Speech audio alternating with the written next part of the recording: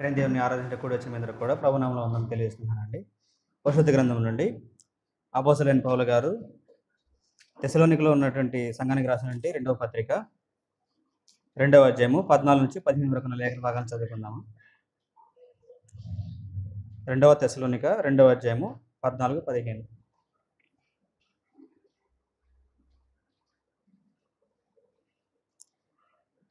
మీరు ఇలాగన రక్షింపబడి మన ప్రభువైన యేసుక్రీస్తు యొక్క మహిమను పొందవలెనని ఆయన మా సువార్త వలన మిమ్మును పిలిచెను. కాబట్టి సహోదరులారా, నిలకడగా ఉండి మా నోటి మాట వలనైనను మా పత్రిక వలనైనను మీకు బోధింపబడిన విధులను చేపట్టుడి.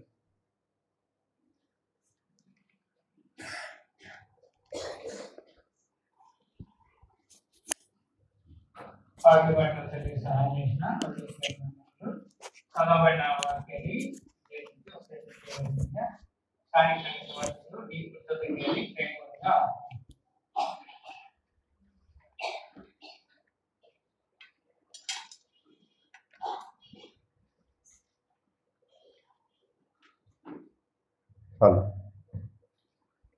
చేరొచ్చిన మీ అందరికీ మరొకసారి ప్రభువైన యేసుక్రీస్తు వారి నామంలో వందనములు సమర్పిస్తున్నామండి. ఈరోజు మనము నేర్చుకునే పాఠ్యాంశము గత వారంలో ఆలోచన చేసిన దానికి కొనసాగింపుగా మరికొన్ని విషయాలు ఆలోచన చేస్తున్నాం. స్థానిక సంఘంలో బాధ్యత గల సభ్యులు, నాయకులు నమ్మదగిన బోధని గట్టిగా చేపట్టువారై ఉండాలనేది మనం 2 వారాల క్రితం ప్రారంభించిన ఒక విషయం. దాంట్లో భాగంగానే ఈరోజు పోయిన వారము అలాగే ఈ వారం కూడా మనం కొనసాగిస్తూ ఉన్నాం. దాంట్లో మనం నేర్చుకునే విషయాలు ఏంటంటే, దేవుడు ఆయా కాలాల్లో చేసిన నిబంధన ఏది గట్టిగా చేపట్టాలనే ఒక ప్రశ్న మనకు తలెత్తినప్పుడు 66 పుస్తకాల్లో అంతానా లేక నేడు గట్టిగా చేపట్టవలసినటువంటి భాగము ఏదైనా ఉందా అనే ఒక అవగాహన ఉండాలి. ఎందుకంటే పాత కొత్త అనే 2 నిబంధనలు ఉన్నాయి. రెండూ కలిపి చెప్పిన బోధ అని అపోస్తలులు తెలియజేశారు. దానివల్ల విశ్వాసుల్లో కలవరం ఏర్పడింది. సంఘాల మధ్య సమస్యలు తలెత్తినట్టుగా మనం గతంలో ఆలోచన చేశాం. సమస్యలు తలెత్తకుండా ఏది ఎవరికి సంబంధించింది అనేక స్పష్టత ఉండాలి. ఈ క్రమంలో లాస్ట్ వీక్ మనం ఏం చూసామంటే, ఆ కాలాల్లో దేవుడు మానవాళితో చేసినటువంటి నిబంధనలు అనే విషయాన్ని మనం ఆలోచన చేసాం. నిబంధనలు వాటి మధ్య వ్యత్యాసము అనేది ఆలోచన చేసాం. దేవుడు వ్యక్తిగతంగా నిబంధన చేశాడు. దేవుడు కుటుంబ పరంగా నిబంధన చేశాడు. దేవుడు జాతీయ నిబంధన ఒక జాతిని ఉద్దేశించి చేశాడు. దేవుడు అంతర్జాతీయంగా క్రొత్త నిబంధన చేశాడు. నేడు దేవుడు విశ్వమానవాళితో సార్వత్రిక నిబంధన ఏమిటి అని మనం ఆలోచన చేస్తే, యూనివర్సల్ కోవెనెంట్ అంటే క్రొత్త నిబంధన అని మనం చూసాం. ఈ నిబంధన అనే దానికి ఒప్పందము, ఒడంబడిక, మేలునామా, అగ్రిమెంట్ అని తెలుగులో ఇంగ్లీష్లో మాట్లాడటం అనేది జరిగింది. ఇద్దరి మధ్య కానీ 2 గుంపుల మధ్య కానీ జరిగే ఒప్పందం. ముఖ్యంగా మనం చర్చించేది దేవునికి ఆయా కాలాల్లో ఉన్నటువంటి మనుషులకి మధ్య జరిగినటువంటి ఒప్పందాలు ఎలా ఉన్నాయి అనే విషయాన్ని ఆలోచన చేశాం. ఈరోజు క్రొత్త నిబంధన యొక్క ప్రత్యేకత లేదంటే దాని ప్రాముఖ్యత ఏంటి అనేది మనం ఆలోచన చేయబోతున్నాం. మన దగ్గర బైబిల్లో మొదటి పేజీలోనే ఇది పాత కొత్త నిబంధనల యొక్క గ్రంథంగా కనపడుతుంది. ఈ 2 నిబంధనల మధ్య వ్యత్యాసం ఏంటనే చూసాం. ఇప్పుడు మనం ఈరోజు చూసేది ఏంటంటే, క్రొత్త నిబంధన యొక్క ప్రత్యేకత ఏంటి, దాని యొక్క ప్రాముఖ్యత ఏంటి, దానికి ఉన్నటువంటి స్పెసిఫికేషన్ ఏంటనేది మనం ఆలోచన చేయబోతున్నాం. ఎందుకు ఆలోచన చేయాలి ఈ విషయాన్ని అనంటే, క్రొత్త నిబంధన ద్వారానే నేడు మనుషులతో సత్సంబంధాలు కలిగి ఉండటానికి ఇష్టపడుతున్నాడు. కుర్చీలు ఏమన్నా ఎదురు ఖాళీగా ఉన్నాయని చూడండి. అక్కడ ఉన్నాయా? రైట్. ఫ్రంట్ చైర్స్ ఫిల్ చేయండి. ఎవరు వెనకాల వచ్చిన వాళ్ళకి ఇబ్బంది లేకుండా.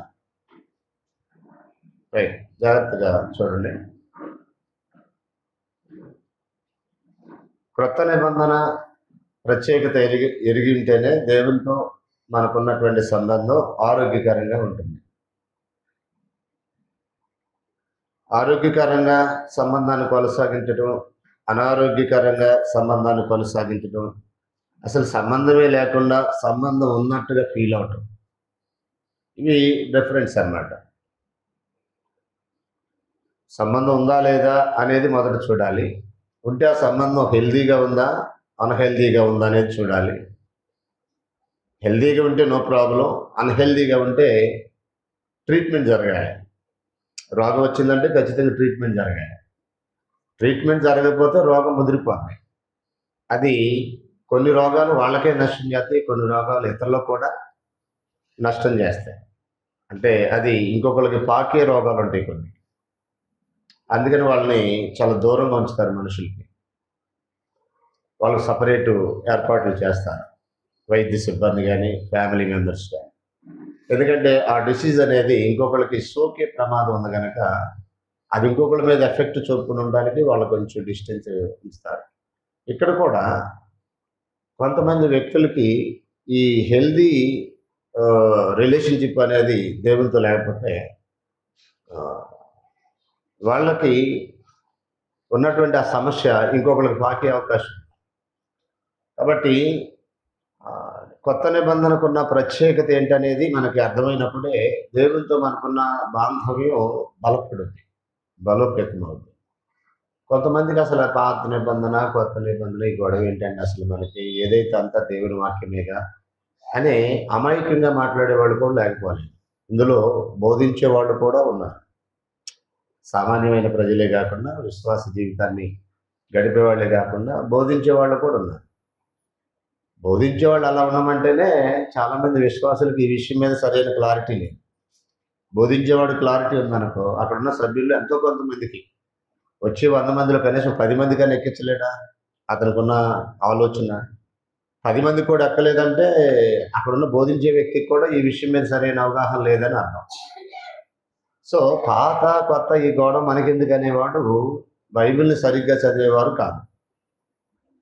బైబిల్ని స్పష్టంగా అర్థం చేసుకోవడానికి చదివే ఏ వ్యక్తులైనా అసలు ఎందుకు పాత నుండి కొత్త నిబంధన వచ్చింది. అలా చదివే కుర్రోడు నన్ను లాస్ట్ సండే క్వశ్చన్ చేశాడు. వాగ్దానం కంటే కొత్తది బెటర్ అంటున్నావు కన్నా అసలు ఈ బెటర్దే ముందు ఇచ్చేయచ్చు కదా, ఎందుకు అసలు ముందు అది ఇచ్చి మళ్ళీ తర్వాత ఇది ఇచ్చాడని ప్రశ్న వేశాడు. సరేమ్మా నెక్స్ట్ వీక్ దీని కంటిన్యూషన్లో లెసన్ ఉంది, అది విన్న తర్వాత నీకు అర్థమవుద్దండి అంటే ఆ కుర్రోడు కొంచెం ఉత్సాహంగా చదవటం, విషయాన్ని అర్థమైతే చేసుకోవడానికి ప్రయత్నం చేయటం, అర్థం కాకపోతే అడిగి తెలుసుకోవటం ఇలా చేస్తుంటాడు. ఎందుకంటే అతను కూడా టీచింగ్ ఫీల్డ్లో ఉన్నాడు. ఎవరికైనా అర్థం కాకపోతే చాలా బాధపడతాడు టీచరు. ఆ క్వశ్చన్ అడిగేవాడిని నిజమైన ఒరిజినల్ బాధ్యత కలిగిన టీచర్ ఏం చేస్తాడంటే అభినందిస్తాడు. వీడు శ్రద్ధ కలిగిన నా లెసన్ కాబట్టి వీడు క్లారిటీ ఇవ్వాలి నేను అని అభినందిస్తాడు. అర్థమైందా? ఈ బాధ్యత లేని టీచర్స్ ఏం చేయాలి, కూర్చో 14 క్వశ్చన్ కాదు వెనకెళ్ళి కూర్చోను అని అసలు వెనక్కి నెట్టేసేసి అండి అసలు ఎప్పుడు క్వశ్చన్ ఆడుకొని చేస్తాడు. కొంచెం బాధ్యత గల వ్యక్తి అయితే ఏం చేస్తాడంటే అతను కొంచెం పుషింగ్ ఇచ్చి వెరీ గుడ్ నాన్న మంచిగా వెళ్తున్నాను వింటున్నావు కాబట్టి నీకు క్వశ్చన్ రేజ్ అయిందని ఎంకరేజ్ చేస్తాడు. అంటే శ్రద్ధగా వినేవారికి విషయం మీద అవగాహన రావటం అన్న జరగాలి, లేకపోతే విషయం అర్థం కాకపోవటం అన్న జరగాలి. అర్థం కాని విషయాన్ని అర్థం చేసుకోవాలని ఆసక్తి ఉన్నవారు ఖచ్చితంగా క్వశ్చన్ వేస్తారు. ఇక్కడ కూడా మనం ఒక విషయాన్ని జాగ్రత్తగా నేర్చుకోవాలి. కొత్త నిబంధన యొక్క స్పెషాలిటీ ఏంటి, ప్రత్యేకత ఏంటి, దానికి ఉన్నటువంటి స్పెసిఫికేషన్ ఏంటి అనేది మనకి అర్థం చేసుకోవాలి. ఇందులో 3 విషయాలని నేను మీకు తెలియచేయాలనుకుంటున్నాను. మొదటిది, మనం ఏ ప్రభువునైతే నమ్మామో, ఏ ప్రభు అయితే మన కొరకు ప్రాణం పెట్టాడో, ఏ ప్రభు స్వరత్వం ఇచ్చి సంపాదించిన సంఘంలో మనం ఉన్నామో ఆ ప్రభువు క్రొత్త నిబంధనకి మధ్యవర్తి అయిన ప్రభు. ఇది మొదటి పాయింట్. బోర్డు మీద మీరు చూసినట్లయితే క్రొత్త నిబంధన క్రీస్తు మధ్యవర్తిగా ఉన్న నిబంధన. క్రీస్తు క్రొత్త నిబంధనకు మధ్యవర్తి. అంటే పాత నిబంధనకు ఎవరు మధ్యవర్తి అనేది చూసినప్పుడు మోషే. ఇప్పుడు మోషే మధ్యవర్తిగా ఉన్న నిబంధన కింద ఉన్నావా, లేక యేసుక్రీస్తు వారు మధ్యవర్తిగా ఉన్న నిబంధన కింద ఉన్నావా, రేపు ఇద్దరు నాకు మధ్యవర్తులే అంటున్నావా? మధ్యవర్తి ఒక్కడే అని ఆయన అంటున్నాడు. నాకిద్దరు అన్నువంటే దేవుడు ఒక్కడే, దేవునికి నరులకు మధ్యవర్తి ఒక్కడని తిమోతి మొదటి పత్రిక 2వ అధ్యాయం 4వ వచనంలో 5వ వచనంలో చెప్తున్నాడు. దేవుడు ఒక్కడే, దేవునికి నరులకు మధ్యవర్తి ఒక్కడే. అప్పుడు వాళ్ళకి మధ్యవర్తి అక్కడే, ఇప్పుడు క్రైస్తవులకు మధ్యవర్తి అక్కడే. అప్పుడు ఇశ్రాయేలుకి దేవునికి మధ్యవర్తి మోషే, ఇప్పుడు క్రైస్తవులకి దేవునికి మధ్యవర్తి యేసుక్రీస్తు. అప్పుడు ఈయన వాళ్ళకి మధ్యవర్తి కాదు, ఇప్పుడు మోషే క్రైస్తవులకు మధ్యవర్తికే. ఈ క్లారిటీ చాలా మంది తెలియదు. నాకు ఇద్దరు మధ్యవర్తులు అన్నట్టుగా ప్రవర్తిస్తుంటారు. ఇద్దరు మధ్యవర్తులు ఉండరు. మీరు చూసారా? ఒకసారి చూడండి. తిమోతికి రాసిన మొదటి పత్రిక పాఠంలోకి వెళ్లే ముందు 2వ అధ్యాయం 5వ వచనం. దేవుడు ఒక్కడే, దేవునికి నరులకు మధ్యవర్తి ఒక్కడే. రైట్. ఇప్పుడు యేసు ప్రభు మధ్యవర్తి, ఆయనే క్రీస్తు నరుడు అని అన్నాడు. ఎవరితో మాట్లాడుతున్నారు ఇక్కడ? తిమోతితో మాట్లాడుతున్నాడు. తిమోతి ఎక్కడ పనిచేస్తున్నాడు? ఆ పత్రిక రాసే సమయానికి ఎఫెసీలో పనిచేస్తున్నాడు. అంటే ఎఫెసీ సంఘానికి తిమోతికి కూడా, అది ఎఫెసీ సంఘానికి తిమోతికి మాత్రమే కాకుండా నేడు చదువుతున్న మనకు కూడా వర్తించేటట్లు యూనివర్సల్గా వర్తించేటటువంటి కొటేషన్ ఇది. This is universal quotation, not particular person, particular congregation, particular people. యూనివర్సల్గా క్రైస్తవ జీవితాన్ని ప్రారంభించిన వారందరికీ వర్తించే ఒక యూనివర్సల్ కొటేషన్ ఏంటంటే, దేవుడు ఒక్కడే, దేవునికి నరులకు మధ్యవర్తి ఒక్కడే, ఆయనే క్రీస్తు యేసు నరుడు. ఈ quotation universal, particular person, particular congregation కా యూనివర్సల్ కొటేషన్ ఇది. యేసుని నమ్మిన ప్రతి ఒక్కరికి ఇది వర్తించేది. కాబట్టి యేసుప్రభు నమ్మిన వారు యేసుప్రభు ఏ నిబంధనకు మధ్యవర్తిగా ఉన్నాడు అనే సంగతి కూడా తెలియకోకుండానే యేసుక్రీస్తు వద్దకు వచ్చే ప్రజలు ఉన్నారా? వనజమ్మను చెప్పు. యేసుప్రభు ఏ నిబంధనకు మధ్యవర్తియో అన్న సంగతి తిరిగే మీ అమ్మ నాన్న కానీ మీ అన్న వదిలి కానీ వెళ్తున్నారా? న్యాయంగా చెప్పు. క్రీస్తు ఆయన సంఘం నీకు సరిగ్గా పరిచయం కాకముందు కనీసం నీకేం తెలుసా? నాకు తెలియదు. నేను హెబ్రోన్లో ఉన్నాగా యేసుప్రభు ఏ నిబంధనకు మధ్యవర్తి. నా జీవితం 2-3 సంవత్సరాలు హెబ్రోన్ ఫెలోషిప్లో కొనసాగింది. పాపం ఆయనకు కూడా తెలియదు అసలు యేసుప్రభు ఏ నిబంధనకు మధ్యవర్తి అనేది. నాకు ఎప్పుడు చెప్పలేదు. నేను ఆ 2-3 సంవత్సరాలు ఎప్పుడు తెలియలేదు. క్రీస్తు సంఘం పరిచయం అయ్యాక యేసుప్రభు క్రొత్త నిబంధనకు మధ్యవర్తి అనే సంగతి నాకు అర్థమైంది. క్రీస్తు సంఘం పరిచయం కాకముందు నాకు యేసుప్రభు ఏ నిబంధనకు మధ్యవర్తి తెలియదు. అసలు నిబంధన అంటే ఏంటో తెలియదు.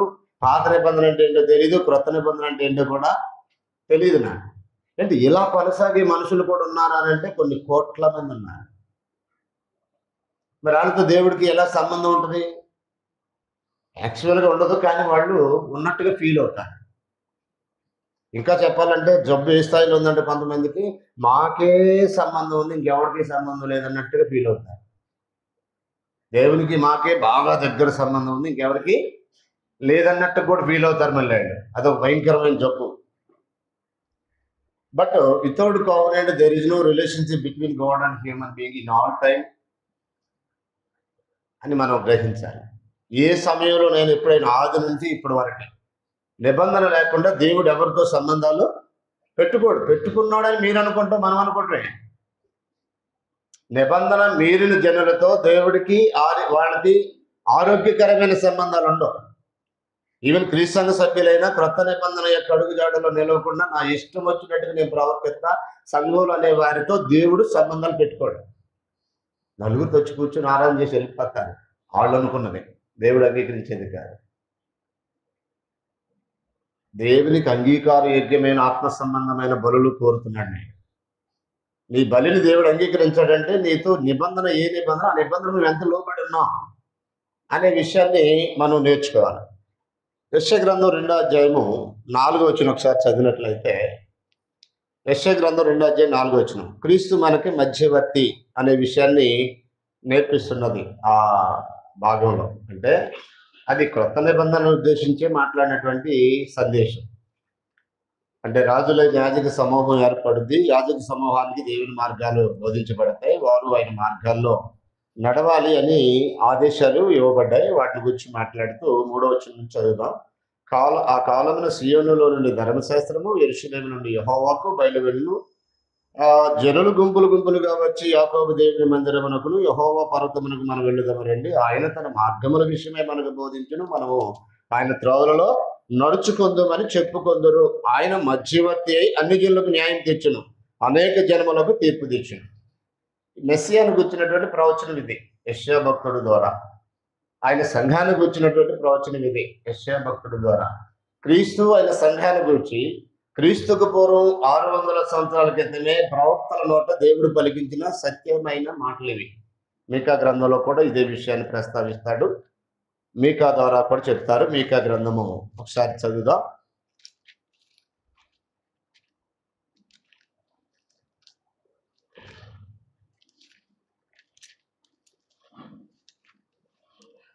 మీకా గ్రంథము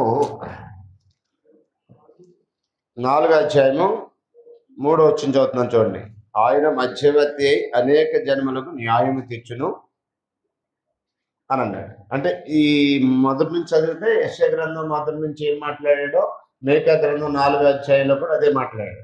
యెషయా గ్రంథం 2వ అధ్యాయంలో ఏ విషయాన్ని ప్రస్తావించాడో మీకా గ్రంథం 4వ అధ్యాయంలో కూడా అవే విషయాన్ని మాట్లాడతారు. సేమ్ ఇద్దరు కూడా ఒకే విషయాన్ని మాట్లాడారు. సరే, ఇందులో యేసు ప్రభు మధ్యవర్తి అని మనకు అర్థమవుతుంది. మనం చదివినటువంటి తిమోతికి రాసిన మొదటి పత్రిక 2:5లో ఇంతకుముందే చదివాం. దేవుడు ఒక్కడే, దేవునికి నరులకు మధ్యవర్తియు ఒక్కడే. ఈ విషయం కూడా మనకి ఏమి నేర్పిస్తుందంటే యేసుక్రీస్తు వారు మధ్యవర్తి, యేసు ప్రభు వారు మధ్యవర్తి అని. దేనికి ఒకసారి చూడండి. సి పాయింట్లో గలతీ పత్రిక 3:19లో మధ్యవర్తి పాత నిబంధనకు కూడా ఉన్నాడని చెప్తున్నాడు. ఒకసారి గలతీలకు రాసిన పత్రిక 3వ అధ్యాయము 19వ వచనం చదువుదాం. పాత నిబంధనకు కూడా మధ్యవర్తి లేకపోలేదు. ధర్మశాస్త్రం ఎలా వచ్చింది అనేది మాట్లాడుతూ ఇలా అంటున్నాడు. 3వ అధ్యాయము 19వ వచనం నుండి చదువుతున్నాను. ఎవనికి ఆ వాగ్దానము చేయబడునో ఆ సంతానం వచ్చే వరకు అది అతిక్రమములను బట్టి దాని తర్వాత ఇవ్వబడును. అది మధ్యవర్తి చేత దేవదూతల ద్వారా నియమింపబడింది. మధ్యవర్తి చేత దేవదూతల ద్వారా నియమింపబడి. ఇక్కడ కూడా మధ్యవర్తి ఒకరికి మధ్యవర్తి కాడు కానీ, అంటే ఇద్దరు ఉండాలి మధ్యవర్తి. దేవుడు ఒక్కడే అని అన్నాడు. మనం తిమోతి పత్రికలో కూడా దేవుడు ఒక్కడే, దేవునికి నరులకు మధ్యవర్తి ఒక్కడే అన్నాం కదా. మధ్యవర్తి ఒకడికి మధ్యవర్తి కాడంటే అక్కడ కొంతమంది అపార్థం చేసుకున్నారు. అంటే ఒకడికి ఎవడో ఒకడు మధ్యవర్తి చేయలేదు. మధ్యవర్తిత్వం చేయాలంటే ఇద్దరు వ్యక్తులు ఉండాలి, లేదా 2 గుంపులు ఉండాలి. ఓకే, మధ్యవర్తి చేసే వ్యక్తి సమాధానపరిచే కార్యక్రమాలు చేస్తుంటాడు. సరే, ఇప్పుడు దేవదూతల ద్వారా వచ్చినటువంటిది ఏంటి అని మనం ఆలోచించేయాలి. దేనికి మధ్యవర్తి, ఎవరు మధ్యవర్తి? అక్కడ దేవదూతల ద్వారా ఏమొచ్చింది? ఒకసారి అపోస్తుల కార్యములు 7వ అధ్యాయము 53వ వచనం చదువుదాం. నేను అక్కడ ఒక విషయమే, ఒక పాయింటే రాస్తుంటాను, ఒక వచనమే. మీరు రన్నింగ్ మ్యాటర్లో ఈ వచనాలు కూడా యాడ్ చేసుకోవాల్సి ఉంటుంది. అదనపు సమాచారంగా మీరు వీటిని కూడా కోట్ చేయండి. అపోస్తుల గారు 7:53 దేవదూతల ద్వారా నియమింపబడిన ధర్మశాస్త్రం మీరు పొందితే కానీ దాన్ని గైకొనలేదని చెప్పాడు. అంటే ఇక్కడ కూడా ఏం చెప్పాడు? ధర్మశాస్త్రం ఎలా వచ్చిందన్నాడు? దేవదూతల ద్వారా వచ్చిందన్నాడు. ఒక మధ్యవర్తి ఉన్నాడు దానికి అన్నాడు. ఇప్పుడు ఆ మధ్యవర్తి ఎవరు? ఒకసారి యోహాను సువార్త 1వ అధ్యాయము 17వ వచనం చదువుదాం. యోహాను సువార్త 1వ అధ్యాయము 17వ వచనం చదివితే, ధర్మశాస్త్రం మోషే ద్వారాను. ఎవరి ద్వారానండి? మోషే ద్వారా. అంటే దేవదూతలు ద్వారా, మోషే ద్వారా స్థిరపరచబడిన నిబంధన ఏంటంటే ధర్మశాస్త్రము లేక పాత నిబంధన. పాత నిబంధనకు మధ్యవర్తి ఎవరు? మోషే. ఎలా వచ్చింది అది? దేవదూతల ద్వారా. ఇప్పుడు దేవునికి ఇశ్రాయేలుకి మధ్యవర్తిత్వం చేసిన వాడు ఆనాడు మోషే. ఆయన ద్వారా ఒక నిబంధన వచ్చింది. 17వ వచనం కింద చదివితే కృపయు సత్యము యేసుక్రీస్తు ద్వారా వచ్చిందన్నాడు. అంటే యోహాను ఏం రికార్డ్ చేస్తున్నాడు ఇక్కడ? పాత నిబంధన ఏమో మోషే ద్వారా వచ్చింది, క్రొత్త నిబంధన ఏమో యేసుక్రీస్తు వారి ద్వారా వచ్చిందనే విషయాన్ని మాట్లాడుతున్నాడు. యేసుక్రీస్తు క్రొత్త నిబంధనకు మధ్యవర్తి అనే విషయాన్ని ముందు ఆయన మధ్యవర్తి అని మనం చూసాము లేఖనాల్లో. ఇప్పుడు హెబ్రీయులకు రాసిన పత్రిక 8వ అధ్యాయము 6వ వచనం, 9వ అధ్యాయం 15వ వచనంలో డైరెక్ట్గా ఆయన క్రొత్త నిబంధనకు మధ్యవర్తి అని కోట్ చేశాడు హెబ్రీ రచయిత. అంటే హెబ్రీలు పాతదానికి మరలా తిరిగిపోయే ప్రమాదంలో ఉన్నప్పుడు దేవుడు హెబ్రీ రచయిత ద్వారా తెలియజేసినటువంటి సమాచారం. హెబ్రీలు అంటే అబ్రహాము యొక్క సంతానం. హెబ్రీలు అంటే హిబ్రూ భాష మాట్లాడేవాడు. హెబ్రీలు అంటే యాకోబు సంతతి. హెబ్రీలు అంటే ఇశ్రాయేలీలు. హెబ్రీలు అంటే యూదులు. హెబ్రీలు అనేది భాష. వారిని యూదులు అన్నాడు, వారిని ఇశ్రాయేల్ అన్నాడు, వారిని అబ్రహాం సంతానం అన్నాడు, వారిని యాకోబు సంతానం అని కూడా అన్నాడు. కాబట్టి ఇక్కడ హెబ్రీలకి పత్రిక రాస్తూ ఏమంటున్నాడు? 8 అధ్యాయం 6 చూడండి. ఈయన అయితే ఇప్పుడు మరి ఎక్కువైన వాగ్దానాన్ని బట్టి నియమింపబడి మరి ఎక్కువైన నిబంధనకు మధ్యవర్తి అయి ఉన్నాడు అన్నాడు. ఇక్కడ 2 నిబంధనల గురించి మాట్లాడుతున్నాడు హెబ్రీ రచయిత. పాత నిబంధనల గురించి మాట్లాడుతున్నాడు, క్రొత్త నిబంధనల గురించి మాట్లాడుతున్నాడు. ఇందులో మోషే కంటే యేసు ప్రభువారు శ్రేష్ఠుడని 3వ అధ్యాయంలో మాట్లాడాడు. దేవదూతల కంటే యేసు ప్రభువారు గొప్పవాడని 1-2 అధ్యాయంలో మాట్లాడాడు. ఇక్కడ మాట్లాడేది ఏంటంటే పాత నిబంధన కంటే క్రొత్త నిబంధన శ్రేష్టమైనది, మరి ఎక్కువైన నిబంధన ఇది అని మాట్లాడుతున్నాడు 8వ అధ్యాయంలో. మాట్లాడుతూ ఈయన అంటే యేసు ప్రభువారు మరి ఎక్కువైన నిబంధనకి మధ్యవర్తి అయి ఉన్నాడు.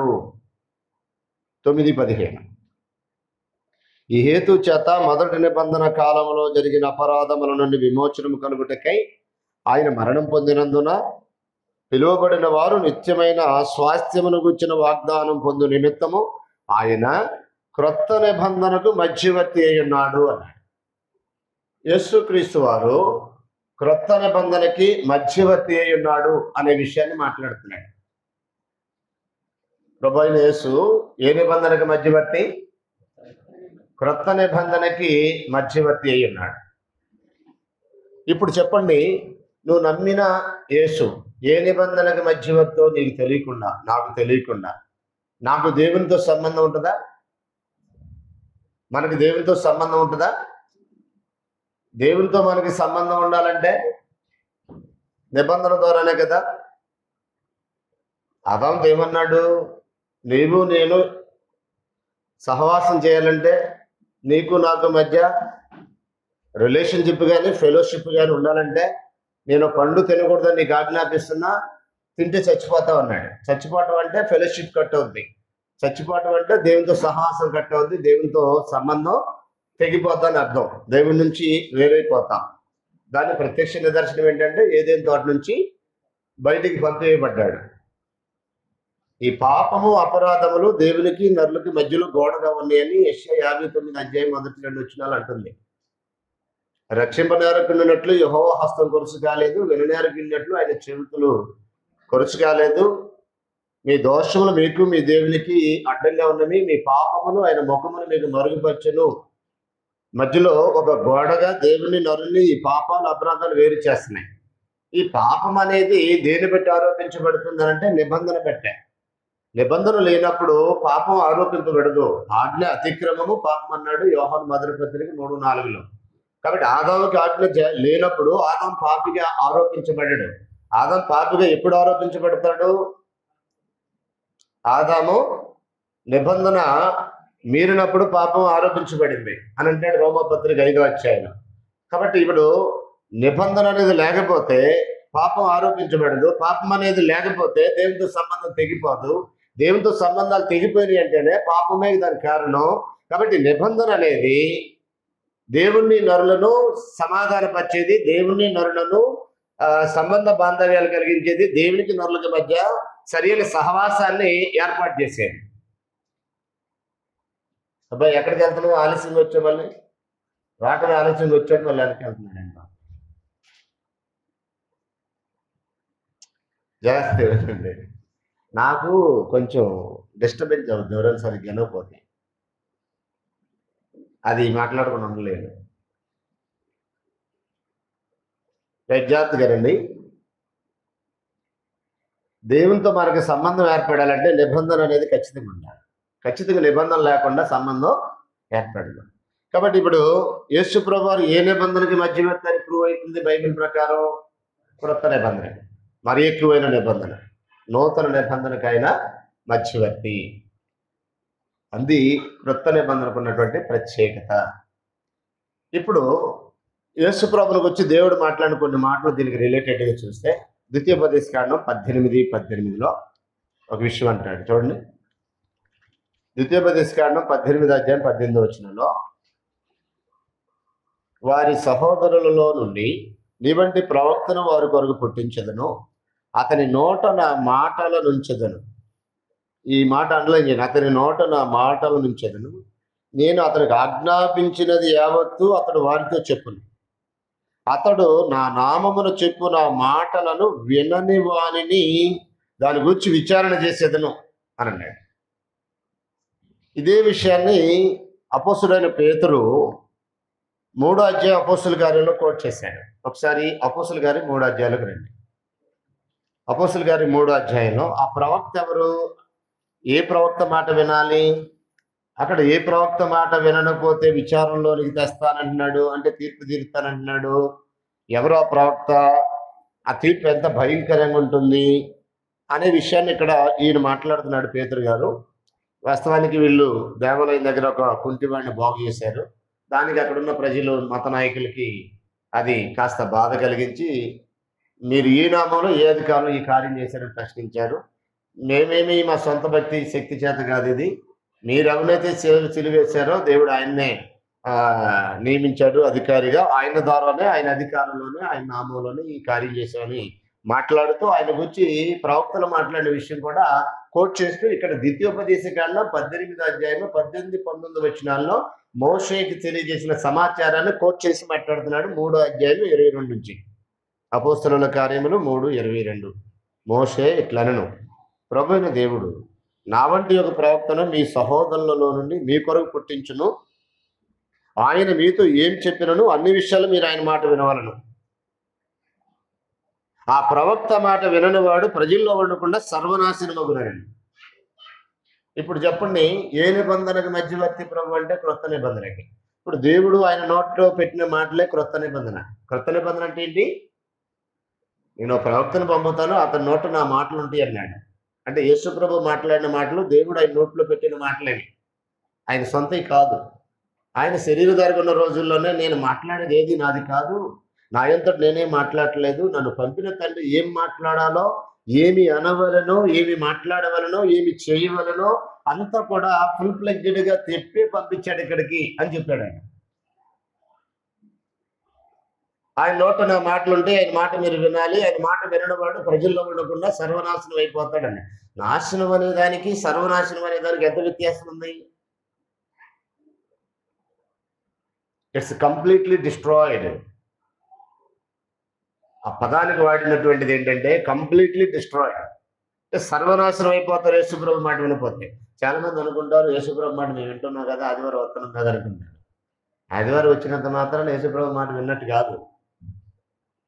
ఆయన రక్తంతో ప్రతిష్ఠించబడిన నిబంధన, ఆయన ఏ నిబంధనకు మధ్యవర్తి అన్నాడో ఆ నిబంధన పరిధిలో నీ భక్తి జీవితం ఉండాలా.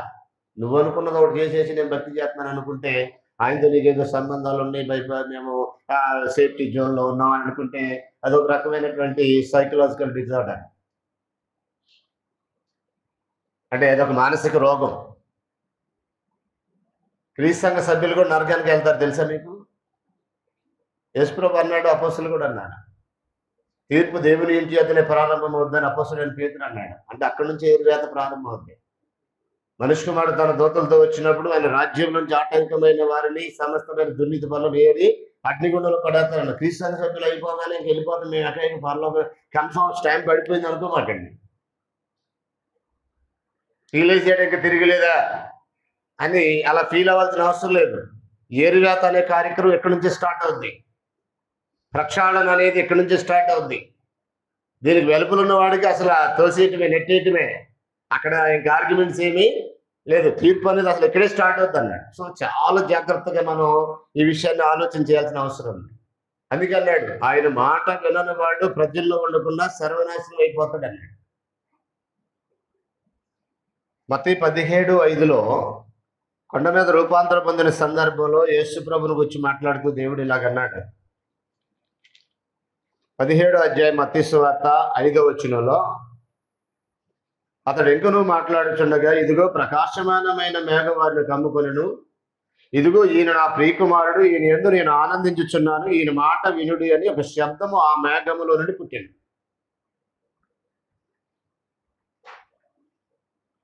ఇదిగో ఈయన నా ప్రియకుమారుడు, ఈయన యందు నేను ఆనందించుచున్నాను, ఈయన మాట మీరు వినండి.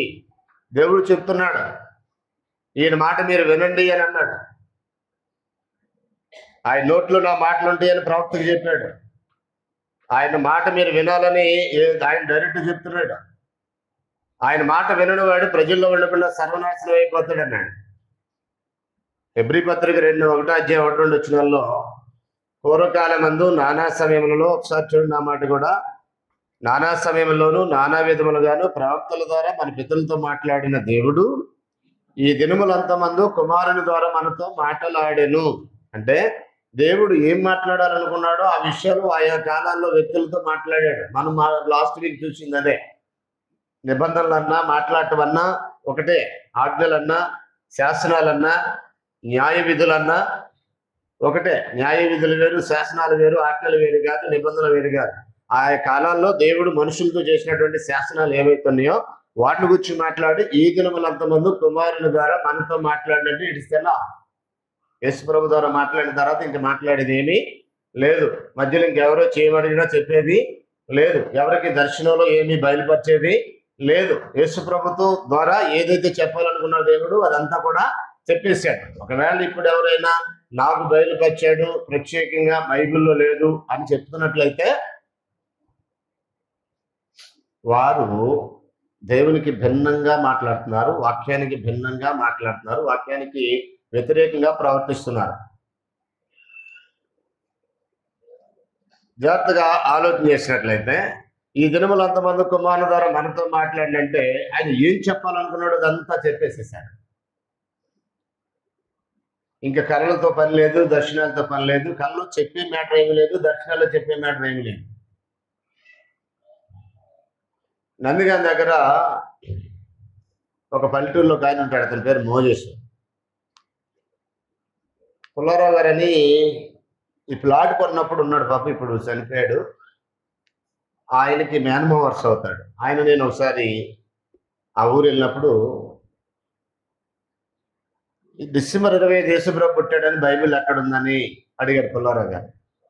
ఎవరిగా పద్దాకులు బైబిల్ అంటాం. అన్ని బైబిల్ ఉంటే అయ్యగారు ఎందుకంటే, అన్ని బైబిల్లో ఉంటే అయ్యగారు ఎందుకు అంటే బైబిల్లో లేని చెప్పడానికి అయ్యగారు. అయ్యగారిని ట్యాగ్ వేసుకున్న వారు చేసే పని ఏంటి? అయ్యగారిని ఒక ట్యాగ్ వేసుకొని తిరిగే వాళ్ళు చేసే పని ఏంటి? బైబిల్లో లేని చెప్పాలన్నమాట. డిసెంబర్ 20 యేసు పుట్టినట్టు ఎక్కడ ఉందని ఆయన మేనమామని మేనల్ని అడిగాడు. ఆయన చాలా కోపం వచ్చింది. కోపం వచ్చి అన్ని బైబిల్ ఉంటాయి అయ్యగారు ఎందుకు అంటున్నాడు. అంటే బైబిల్లో లేనిది నాకు బయలుపరిచాడని, బైబిల్లో లేనిది నాకు తెలియజేశాడని, బైబిల్లో ఎదుగానే నాకు రాత్రి దర్శనంలో చెప్పాడు. ఇలాంటివి చాలా జరుగుతున్నాయి. ఒకవేళ అదే నిజమైతే ఒక్క మాట జాగ్రత్తగా వెరీ కేర్ఫుల్గా, బైబిల్ మొదటి శతాబ్దం 96 ఫస్ట్ సెంచరీలోనే ఎనఫ్ అయిపోయింది. దేవుడు మాట్లాడాలనుకున్నది యేసు ఆయన అపోస్తుల ద్వారా కంప్లీట్ చేసేసాడు.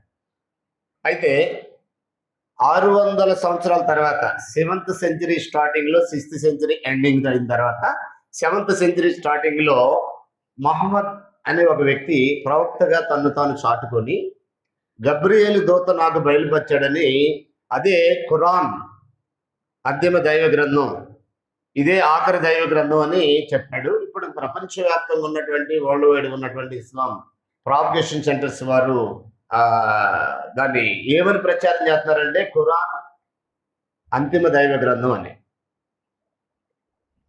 కానీ యేసు ద్వారా మాట్లాడిందే అంతిమ దైవ సందేశం అంటున్నాడు హెబ్రీ రచయిత.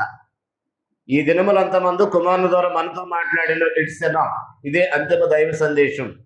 యేసు ఆయన అపోస్తుల ద్వారా మాట్లాడింది ఏదైతే ఉందో అది మాత్రమే అంతిమ దైవ సందేశం అని ఇక్కడ అన్నాడు. లేదు బైబిల్ సరిగ్గా చదవటం రాని వాళ్ళు కూడా ఇప్పుడు నాకు ఫ్రెష్గా బయలుపరిచారని చెప్తున్నారు. 1500 సంవత్సరాల తర్వాత 16వ శతాబ్దం ప్రారంభంలో మార్టిన్ లూథర్ గారికి కొంత బయలుపరిచాడు.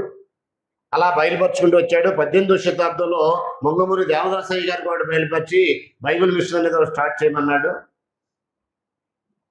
అద్దంకి రంజిత్ వెబ్బరేని నాకు కూడా ఈ కాలంలో ఒకటి బయలుపరిచాడని అతను తానుగానే అపోస్తుడుగా ప్రకటన చేసుకుంటూ అద్దంకి రంజిత్ వెబ్బరేని ఒక వ్యక్తి ఒక ప్రసంగం చెప్తే నేను విన్నాను. అంటే దేవుడు ఇప్పుడు కూడా బయలుపరుస్తున్నాడు అని. దానికి రైట్ థియాలజీ ఫారం అని ఒకటి ఉంది. ఆర్టీఎఫ్ అంటారు దాన్ని, రైట్ థియాలజీ ఫారం వాళ్ళు అతన్ని చర్చకి పిలిచారు. ఇప్పుడు కూడా బయలుపరుస్తున్నాడంటే దీనికి వేరుగానే నీ ఉద్దేశం అని అడిగారు వాళ్ళు. సరైన సమాధానం లేదు, మనం అడిగేది కాదు అసలు. ఆర్టీఎఫ్ అని ఒక సంస్థ ఉంది, ఒక గ్రూప్ ఉంది. దాని అర్థం ఏంటంటే ఆర్టీఎఫ్ అంటే right theology form. Right theology form అంటే వాక్యాన్ని సరిగ్గా విభజిస్తాం మేమని చెప్తారు. వాళ్ళు పిలిచి అడిగారు, ఏమండి మీకు ఇప్పుడు 17వ శతాబ్దంలో మా లూథరన్ గారు బయలుపరిచాడంటున్నారు, అలాగే 18వ శతాబ్దంలో మంగమూరి దేవదాసయ్య గారు కొంత బయలుపరిచాడంటున్నారు, 20వ శతాబ్దంలో ఏసన్న గారు కొంత బయలుపరిచాడంటున్నారు, ఇప్పుడు మీకు బయలుపరిచాడంటున్నాడు. ఏంటి అసలు దీని ఉద్దేశం? బైబిల్లో ఉన్నదా లేకపోతే బైబిల్లో లేనిది బయలుపరిచాడా? ఈరోజు క్రైస్తవ్యం ఇలా గ్రూపులుగా చీలిపోవడం కారణం ఏంటి తెలుసా? ఎవరికి వారే నాకు బయలుపరిచారని చెప్పారు. ఆల్రెడీ ఇందులో ఉన్న సమాచారాన్ని నమ్మక దీన్నే అందరూ అనుసరించబోవటం వల్ల ఒకే దేవుడు నమ్ముతున్నాం, ఒకే ప్రభు నమ్ముతున్నాం, ఒకే బైబిల్ నమ్ముతున్నాం అని చెప్తూ కూడా వందలు, వేలు, లక్షల మంది గ్రూపులుగా తయారవుతున్నారు. పురి సంఘం ఒకరు, సమాధి సంఘం ఒకరు. తెలుసా మీకు కల్వరి టెంపుల్ అంటే పురి సంఘం అని? తెలుసా మీకు బ్యాప్టిస్ట్ సంఘం అంటే సమాధి సంఘం అని? బ్యాప్టిస్ట్ అంటే తెలుసా మీకు? సమాధి. కల్వరి అంటే తెలుసా మీకు? పుర్రె. పురి సంఘం అని ఒకరు, సమాధి సంఘం అని ఒకరు, పండగ సంఘం ఇంకొకరు. తెలుసా మీకు పండగ సంఘం అంటే? పెంతుకోస్తు పండగ సంఘం అని. పెంతుకోస్తు అంటే పండుగ, సంఘం పేరు కాదు అది. కొండల పేరు పెడతారు, కల్వరి కాకుండా హెర్మోను, కర్మేలు, ప్రేయర్ హాల్ అని కొండల పేర్లు. కోనేరు పేర్లు, బెతెస్దా కోనేరు ప్రార్థనా మందిరం అని. ఏంటి ఈ గ్రూపిజం ఏంటి? ఈ డివైడేషన్ ఏంటి? ఎవరు దీని సృష్టికర్త? దేవుడా? ఆయనైతే ఐక్యత కలిగి ఉన్నట్టు మేలు మనోహరం అన్నాడు 133వ కీర్తనలో. యేసు ప్రభువా ఆయన ఎందుకు విశ్వాసం ఉంచిన వారందరూ ఏకమైందని ప్రార్థించాడు యోహాను సువార్త 17:21. అపోస్తుల్లా వద్దొద్దు మీరు అలా ఉండకూడదు, ఇది పసిపిల్లలు చేసే పని అన్నారు. కొరింథీ మొదటి పత్రిక 3 అధ్యాయం. ఎదిగిన వాళ్ళు అలాగా పౌలు వారు, అపోలు వారు, కేఫా వారు అందరూ ఎదిగిన వారు మేము we are belongs to Christ. We are not belongs to Paul, we are not belongs to Apollo, we are not belongs to Peter, we are not belongs to Purushottam, we are not belongs to so and so, we are belongs to Lord Jesus Christ, we are belongs to almighty god. అది వాళ్ళ యొక్క intention అలా ఉంటుంది. ఇప్పుడు we are belongs to Hebron, we are belongs to బక్సింగ్ అని చెప్పుకోవడానికి, we are belongs to Hosanna, we are belongs to Calvary temple, you know we are belongs to the పెంతుకొస్తా అన్నాడు మొన్న ఒకడు. ది పెంతుకొస్తా అంటే అదే అసలైన పెంతుకొస్తా అని. పెంతుకొస్తకు ముందు ది పెట్టాడంటే ఇంక వేరే అన్ని అసలు పెంతుకొస్తులు అన్ని డూప్లికేట్ పెంతుకొస్తు. దే ఆర్ ఆల్ డూప్లికేట్ పెంతుకొస్తు, వీఆర్ ఒరిజినల్ పెంతుకొస్తా అని ది పెంతుకొస్తా అన్నాడు. ఎంత అమాయకంగా మనుషులు ముక్కలు అయిపోతున్నారంటే, యేసు ప్రభు వారు అసలు ఏమి స్థాపించాడు, యేసు ప్రభు అసలు ఏ నిబంధన కొరకు రక్తం చిందించాడు, యేసు ప్రభు అసలు ఏ నిబంధనకి మధ్యవర్తి ఉన్నాడనే కామన్ సెన్స్ లేకుండానే క్రిస్టియన్ లైఫ్ ని కంటిన్యూ చేస్తున్నాం అనుకునే భ్రమలో ఉన్నారు. సో మొదటి పాయింట్ నేను మీ మనసులో పెట్టాలనుకుంది ఏంటంటే, మనం నమ్మిన ప్రభు ఏ నిబంధనకు మధ్యవర్తి అయి ఉన్నాడో ఆ విషయమే నాకు సరిగ్గా అర్థం కానప్పుడు నాకు ఆయనకి ఏం సంబంధం, నాకు ఆ దేవుడికి ఏం సంబంధం ఉంటుంది అని నువ్వు అనుకుంటావు, నేను అనుకుంటాను తప్ప నిజానికి క్రొత్త నిబంధన పరిధులు దాటిన ఏ వ్యక్తితోనూ, అది క్రీస్తు సంఘానికి వెలుపలున్నా క్రీస్తు సంఘంలో ఉండి కూడా కొత్త నిబంధన చట్టాన్ని గౌరవించక నా ఇష్టం జరగలేదు కనుక నాకు నచ్చినట్టుగా ప్రవర్తిస్తానన్న ఏ ఒక్కడితో దేవుడు సంబంధం పెట్టుకోడు. సంఘం నుంచి వేరైపోయిన వాళ్ళు ఎండిపోతారు, ఫలిస్తున్నామని భ్రమలో బతుకుతారు. వాళ్ళని సపోర్ట్ చేసేవాళ్ళు కూడా ఎండిపోతారు. ఫలింపజేస్తున్నాం అనుకుంటారు వీళ్ళు కూడా. కాబట్టి స్థానిక సంఘాల్లో ఉండి కూడా క్రొత్త నిబంధన చట్టం ఏం చెప్తుంది? ఒక కుర్రోడు నన్ను అన్నాడు వన్స్ అపాన్ ఏ టైంలో, భార్య అపనమ్మకంగా ప్రవర్తించినప్పుడు ఈ విషయంలో బైబిల్ ఏం చెప్తుందో, ముఖ్యంగా నా ప్రభు రక్తం చిందించిన యేసు ప్రభు వారి యొక్క రక్తంతో వచ్చిన కొత్త నిబంధన ఏం చెప్తుందని అడిగాడు. That's very good question. భార్య భర్తకి అపనమ్మకం ఉన్నప్పుడు నేనేం చేయాలన్నాడు. అప్పుడు నేను కూర్చోబెట్టి చెప్పాను, హోషేయ ప్రవక్తను గురించి చెప్పాను. దేవుడు అన్నాడు, తన బాధను వ్యక్తం చేశాడు. వ్యభిచారం చేత పిల్లల కన్నా ఒక స్త్రీని తీసుకొచ్చి పెళ్లి చేసుకో, నా బాధ అంటే నీకు అర్థమవుద్ది అన్నాడు. క్షమాగుణాన్ని నేర్పించాడు పాత నిబంధనలో. దేవుడు ఎన్నోసార్లు ఎంతో మంది వెటగాంతో నువ్వు తిరిగిన ఇశ్రాయేలీలు ఆయన భారీగా వర్ణించబడ్డాడు. నేను వారి పెరుగుతున్న ఎండగా వారు ఆ నిబంధన భంగం చేస్తున్నారు. అయినా ఎన్నోసార్లు రమ్మని నేను కోరాను, వాళ్ళు రాలేదు. కాబట్టి వాళ్ళకి విడాల్సిలు ఇచ్చారు, డైవర్స్ ఇచ్చారు అన్నాడు. అలాగే క్రొత్త నిబంధనకు వచ్చేసరికి క్షమించాలి. మీ మనుషులు అపరాధాలు మీరు క్షమించకపోతే మీ పరలోక తండ్రి మీ అపరాధాలు క్షమించడు అన్నాడు. అలాంటి అసలు భార్యని క్షమించకపోతే ఎలాగని చెప్పినప్పుడు కన్విన్స్ అయ్యాడు, కాపురం చేశాడు. ఇప్పుడు వాళ్ళిద్దరు చాలా అన్యోన్యంగా బ్రతుకుతున్నారు. అంటే ఒక క్రైస్తవుడు ఒక సమస్య వచ్చినప్పుడు ఆయన రక్తంతో వచ్చిన క్రొత్త నిబంధన దీనికి పరిష్కారం ఏం చెప్తుందని ఆలోచించకుండా నాకు నచ్చలేదు, నాకు నచ్చినట్టుగా నేను చేస్తాను అనేవాడు క్రైస్తవుడు కాదు. అలాంటి వాళ్ళకి దేవునితో ఏ సంబంధాలు ఉండవు. అలాంటి వాళ్ళు ప్రోత్సహించే వాళ్ళకి కూడా ఏ సంబంధాలు ఉండవు దేవునితో. ఇది మొదటి విషయాన్ని నేను మీతో మాట్లాడాలనుకున్నాను. సెకండ్ పాయింట్ ఏంటంటే అపోస్తలులు క్రొత్త నిబంధనకి పరిచారకులు. ఇప్పుడు ఏంటి సో వాట్ అంటారా? అపోస్తలు కొత్త నిబంధన పరిచారకులు అయితే ఏంటి మాకేంటి ఇప్పుడు అదే పెద్ద ఇంపార్టెంట్ అంటారా? Yes, it is also very important. యేసుక్రీస్తు క్రొత్త నిబంధనకి మధ్యవర్తి అనేది తెలుసుకోవడం ఎంత ఇంపార్టెంటో, అపోస్తలులు ఏ నిబంధనకి పరిచారకులై ఉన్నారో తెలుసుకోవడం కూడా అంతే ఇంపార్టెంట్. ఎందుకంటే ఆది క్రైస్తవులు అపోస్తల బోధలో కొనసాగారు. అపోస్తల గారు 2వ అధ్యాయము 42 మనకు తెలిసినట్టుగా ఒకసారి చదువుతాం. అపోస్తల గారు 2వ అధ్యాయము 42 వచ్చిన చూడండి. 41లో ఏమన్నాడంటే వీరు 3000 మంది బాప్తిస్మం పొందిన సంఘటన రాశాడు. చదువుతున్నాను. కాబట్టి అతని వాక్యం అంగీకరించిన వారు బాప్తిస్మం పొందిరి. ఆ దినమందు ఇంచుమించు 3000 మంది చేర్చబడిరి. వీరు అపోస్తలుల బోధ యందును సహవాసమందును రొట్టె విరుచుడి యందును ప్రార్థన చేయటి యందును ఎడతెగక అన్నాడు. అంటే ఏ నిబంధన ఎవరు వెళ్ళారంటే ఆల్రెడీ పాత నిబంధన కలిగిన జనం వెళ్ళు. అక్కడికి వచ్చిన యూదులు, భక్తి గల యూదులు వాళ్ళు. కావాలంటే 2:5 చూడండి. ఆ కాలమున ఆకాశము కింద నుండి ప్రతి జన్మలో నుండి వచ్చిన భక్తి గల యూదులు. ఆ 3000 మంది ఎవరు? మొట్టమొదటి క్రీస్తులోనికి బాప్తిస్మం పొందిన 3000 మంది ఎవరు తెలుసా? They are not Indians, they are not gentile people, they are Jews people. వారికి ఆల్రెడీ ఒక చట్టం ఉంది, మోషే ద్వారా వచ్చిన చట్టం, ప్రవక్తల ద్వారా వచ్చిన సందేశం ఉంది. అయినప్పటికీ దాన్ని వదిలేసి అపోస్తలుల యొక్క బోధలో కొనసాగారని ఉంది. ఈరోజు అసలు నీకు నాకు చేసిన నిబంధన కాదు, మనం మేము ఇండియాలో ఉన్నాం, ఆ నిబంధన ఆ పాలస్తీనాలో ఉన్న ఇజ్రాయేల్ చేశాడు, అసలు ఆ నిబంధన నాకు ఏ సంబంధం లేదు, అయినా సరే నేను ఆ నిబంధన పాటిస్తానంటాను. బాబు అసలు పొద్దునోళ్ళు వదిలేశారు దాన్ని అంటే వినరు.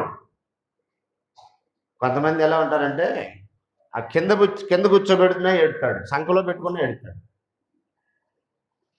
అది రా పసితనం. కింద కూర్చోడు, సంఖలో పెట్టినా ఆగడు.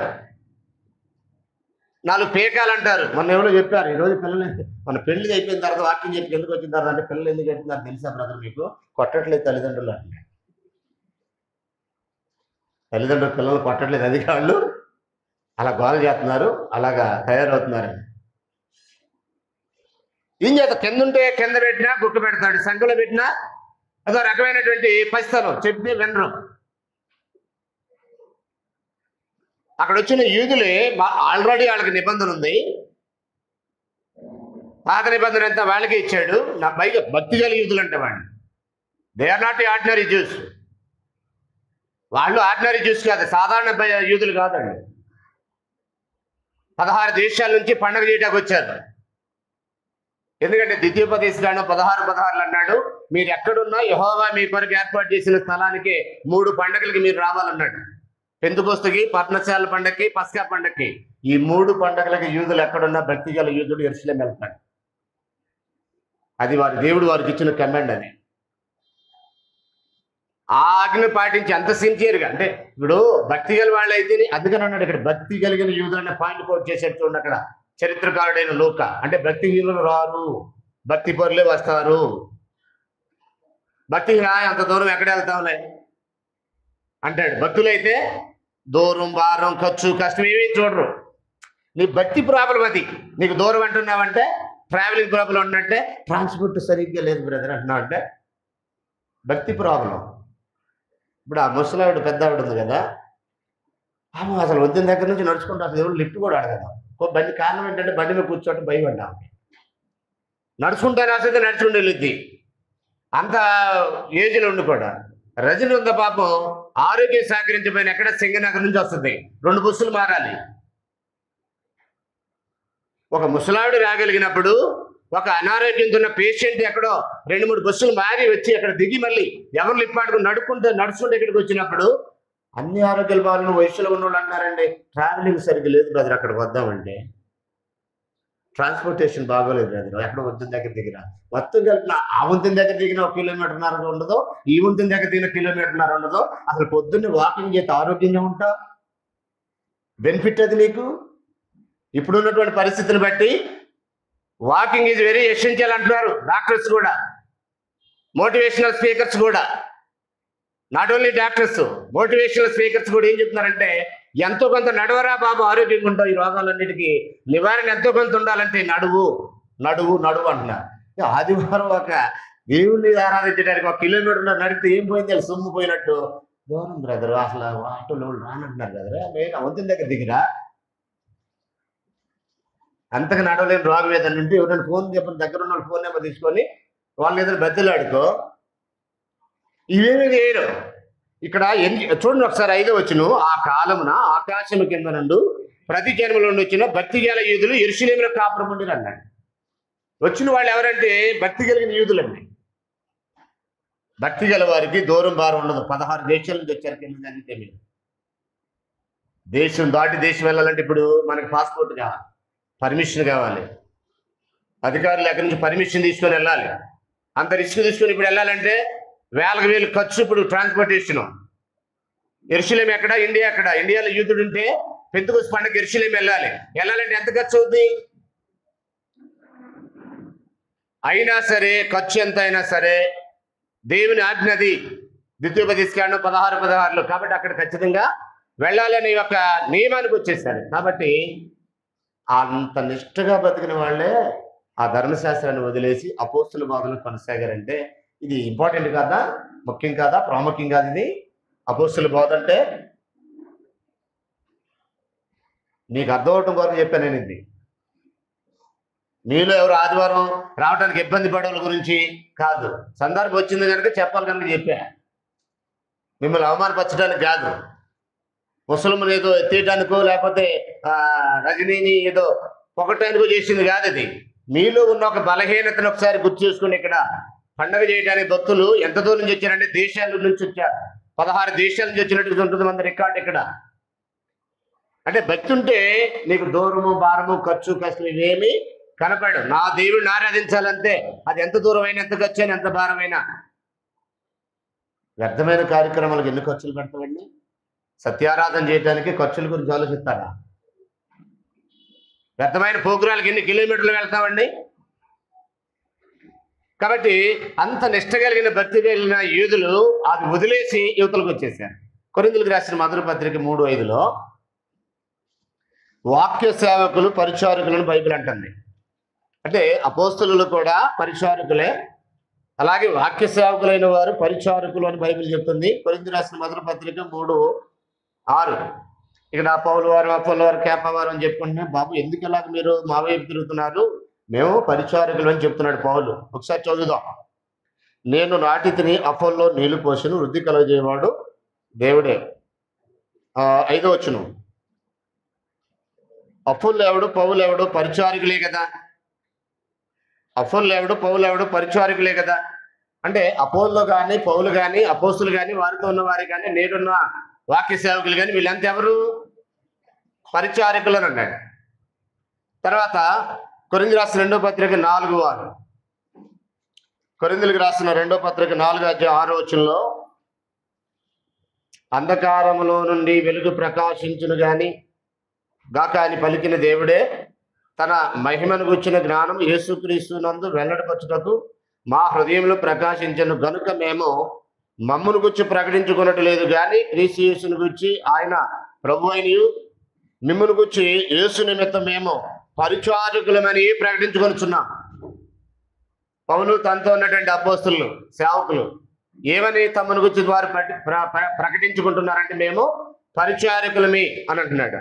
మరొక వచనం చూడండి, 6వ అధ్యాయం 8వ వచనం. కొరింథీయులకు రాసిన 2వ పత్రిక 6వ అధ్యాయము 8 వచనం చూడండి. 8-10 కలిసి ఉన్నాయి. ఘనతలకు సుకీర్తి దుష్కీర్తులకును వాళ్ళను దేవుని పరిచారకులమయ్యండి, అన్ని స్థితుల్లో మమ్మల్ని మేమే మెప్పించుకొనుచున్నాము అన్నాడు. డైరెక్ట్గా దేవుని పరిచారకులమయ్యండి అని అన్నాడు. ఇంకా చెప్పాలంటే 2వ పత్రిక 3:6 కూడా ఆ విషయాన్ని మనం చదువుతాం. కొరింథీయులకు రాసిన 2వ పత్రిక 3:6 కూడా ఈ విషయాలు వదిలేస్తున్నాను. రైట్. ఇంకా కొలస్సీ పత్రికలో ఒక మాట అంటాడు, అది కూడా చదువుతాం చూడండి. 1వ అధ్యాయం 25-26 కొలస్సీలకు రాసిన పత్రికలోకి వచ్చాయండి. 1వ అధ్యాయం 25-26 నేను చదువుతున్నాను చూడండి.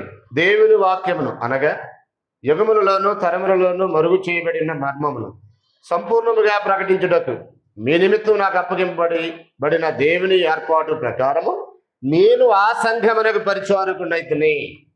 ఇక్కడ విషయం గమనించండి. పై వచ్చినాలన్నీ ఏం చేసామంటే మేము పరిచారకులు అని ఉద్ఘాటించాడు అపోస్తుడైన పౌలు తనతో ఉన్నటువంటి మిగిలిన అపోస్తులు, మళ్ళీ తిమోతి, తీతు లాంటి సేవకులు, వీళ్ళందరూ కూడా ఏంటంటే మేము పరిచారకులమే.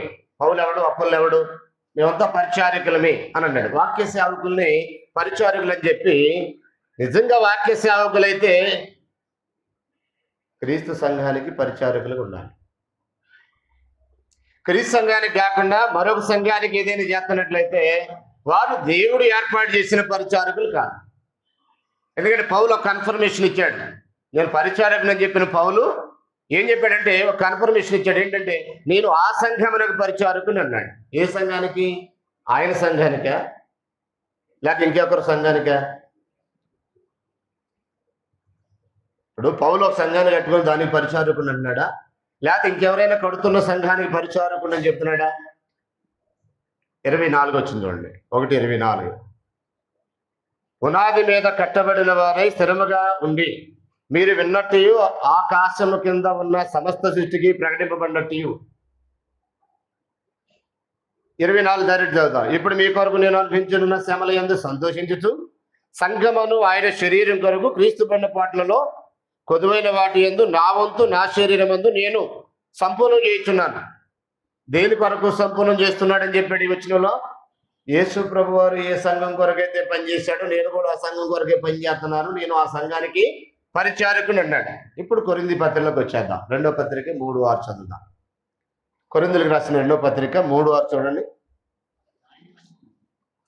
కొరింథీయులకు రాసిన 2వ పత్రిక 3:6 ఆయనే మమ్మును క్రొత్త నిబంధనకు, అది అండర్లైన్ చేయాలి, పాయింట్ టు బి నోటెడ్.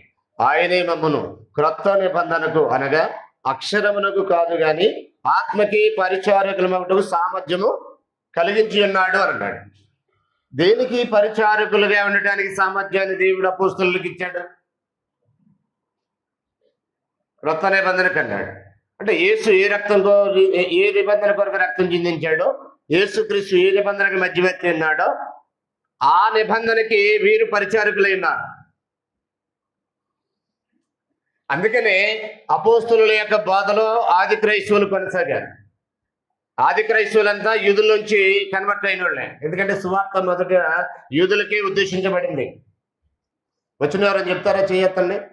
సువార్త మొదట యూదులకి అనే విషయం బైబిల్ ఎక్కడుందో ఫలా చోట ఉందని చెప్పకండి, చేయొత్తండి, నాకు తెలుసు అన్నాడు. ఏంటి ఒక్కళ్ళు లేరు ఎంతమందిలో? సువార్త యూదులకి మొదట అనే మాట బైబిల్లో ఉంది. ఎవరు చెప్తారు? చేతులు ఎత్తమన్నా. ఇక్కడ ఇద్దరు అన్నదమ్ములు ఎత్తారు, అవతల వ్యక్తి కాస్త సీనియర్, ఆ వదిలేస్తే మీ ఇద్దరు ఎవరు చెప్తారు? నువ్వు చెప్తావా? చెప్పు. Right, very good, that's good, very good అమ్మా.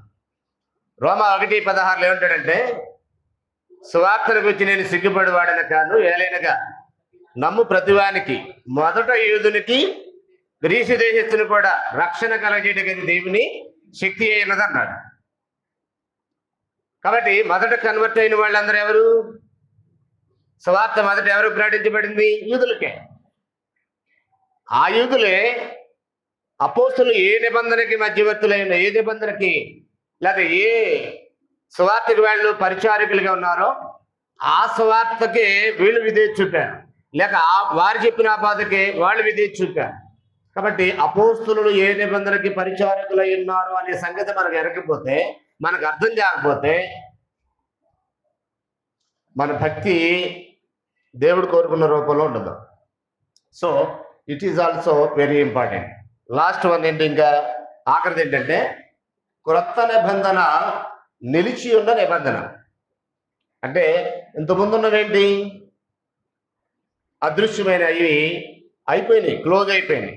ఇప్పుడు ఉదాహరణకి ఆదామును పండు తినొద్దు అన్నాడు. నేడు ఆ నిబంధన ఉందా? ఆదాంతో దేవుడు చేసిన నిబంధన నేటికి ఉందా? లేదు. నోవాహును వేడ కట్టమన్నాడు. నోవాహుతో చేసిన నిబంధన నేటికి ఉందా? లేదు. అలాగే ఇశ్రాయేలుతో దేవుడు మోషే ద్వారా నిబంధన చేశాడు. అది నేటికి ఉందా? లేదు. అది క్రీస్తు చేసినందు కొట్టివేయబడింది అన్నాడు. ఇప్పుడు నిలుచున్న నిబంధన ఏంటి అనేది మనకు అర్థం కావాలి. ఒకసారి చదువుదాం. కొరింథీయులకు రాసిన 2వ పత్రిక 3:11. అక్కడే చూడండి. తగ్గిపోవునది మహిమగలదైతే మహిమగలదై ఉండిన ఎడల నిలుచున్నది మరి ఎక్కువ మహిమగలదై ఉండును కదా అన్నాడు. ఇప్పుడు తగ్గిపోయేదేంటి, నిలిచేదేంటి? ఇక్కడ వచనమైతే చదివాం, కానీ చాలామంది చదువుతారు కానీ తగ్గిపోయినది అని అన్నాడు, నిలిచి ఉండేది అని అన్నాడు. తగ్గిపోయేదేంటి, నిలిచి ఉండేది ఏంటి? అక్కడ ఈ అధ్యాయం మొత్తం మీరు చూడాలి. పాత నిబంధన కొత్త నిబంధన వ్యత్యాసం చెప్తున్నాడు. మళ్ళొకసారి 6వ వచనం చూడండి. ఆయనే మమ్మను కొత్త నిబంధనకు అనగా అక్షరమును కాదు కానీ ఆత్మకే పరిచారకులు సామర్థ్యం కలిగించున్నాడు. అక్షరం చంపును కానీ ఆత్మ జీవింపజేయనున్నాడు. మరణ కారణముకు పరిచర్య రాళ్ల మీద చెక్కబడి అక్షరములకు సంబంధించినదై మహిమతో కూడినది ఆయన. అందుకే మోషే ముఖం మీద ప్రకాశించుచుండిన ఆ మహిమను తగ్గిపోవునదైనను ఇశ్రాయేలు అతని ముఖమును తేరి చూడలేకపోయేది. ఇక్కడ మాట్లాడేది మీకు అర్థమైంది అనుకుంటున్నాను. తగ్గిపోయేది ఏంటంటే పాత నిబంధన, మోషే ద్వారా వచ్చిన నిబంధన, మోషే మధ్యవర్తిత్వాన్ని వచ్చిన నిబంధన, ఎడ్ల యొక్క మేకల యొక్క రక్తం ద్వారా ప్రతిష్ఠించబడిన నిబంధన తగ్గిపోయేది. మరి నిలిచిండే నిబంధన ఏంటంటే యేసుక్రీస్తు మధ్యవర్తిత్వాన, యేసుక్రీస్తు రక్తం ద్వారా వచ్చిన, యేసుక్రీస్తు ప్రతిష్ఠించినటువంటి నిబంధన నిలిచి ఉండేది. ఈ విషయం తెలియని వాళ్ళు ఎలా ఉన్నారో చెప్తున్నాడు. కింద 14-15 వచనాలు చూడండి. కింద 14-15 వచనాల్లో మరి వారి మనస్సులు కఠినములు ఆయన గనక. ఓహో, కఠినమైన మనస్సులు అయితే విషయం అర్థం కాదు. లెట్టే చెప్తాడు, సందర్భం సరిపడలేదు.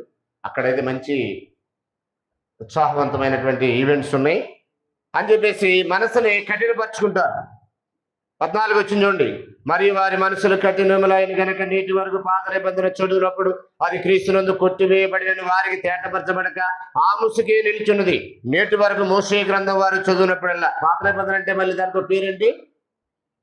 కింద అక్కడున్నో చెప్పండి. పాత నిబంధన అని పైనని నేటి వరకు మోషే గ్రంథం చదువునప్పుడల్లా అన్నాడు. అంటే మోషే ద్వారా వచ్చిన ధర్మశాస్త్రమే పాత నిబంధన అన్నాడు అక్కడ. దేవుడైతే మనల్ని ఏం కన్ఫ్యూజ్ చేయాల. మనం కన్ఫ్యూజ్ అయితే అది మన ప్రాబ్లం.